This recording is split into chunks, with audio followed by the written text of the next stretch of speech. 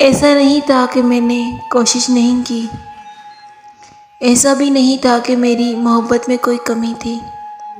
मैंने दुआ भी मांगी और भीख भी,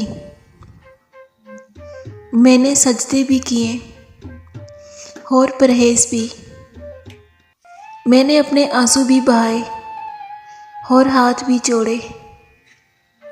मैंने अपने दोस्त भी बदले और खुद की सोच को भी बदला, और सबसे बढ़कर मैंने इसकी खातिर खुद को बदला। मैंने मिन्नत भी की और गुस्सा भी किया। जो कर सकता था, जहाँ तक कर सकता था, वो मैंने किया। मैंने उसे वो वादे भी याद दिलाए जो इसने मुझसे किए थे। मगर जिसको जाना है वो चला जाता है।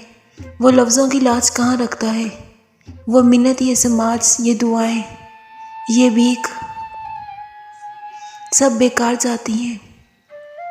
मैं आज इस मुकाम पर हूँ जहाँ ना इसकी तलब है, ना जीने की तमन्ना। मुझे आज भी याद है वो एक जुमला जो जुदाई की वजह बना था, और ये उसे 10 साल बाद याद आया जब मैं अपनी पूरी ज़िंदगी बर्बाद कर चुका था। सॉरी यार, तुम बहुत ज़्यादा पढ़े लिखे नहीं हो और मैंने मास्टर्स कर लिया है, लेकिन तुम वही के वही हो। अब मेरा स्टैंडर्ड तुमसे नहीं मिलता। मैंने उससे कहा कि तुम्हारी सारी बात ठीक है,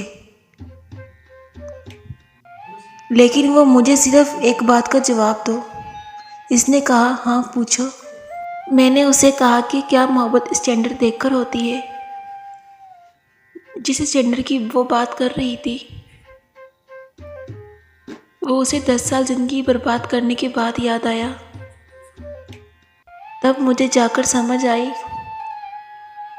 कि लोग कहीं भी किसी भी वक्त बदल सकते हैं। मैंने अपनी ज़िंदगी से ना एक सबक सीखा है। आप जिस चीज़ को खोने से डरते हैं उसे खो दें, ताकि आपके अंदर का डर खत्म हो जाए।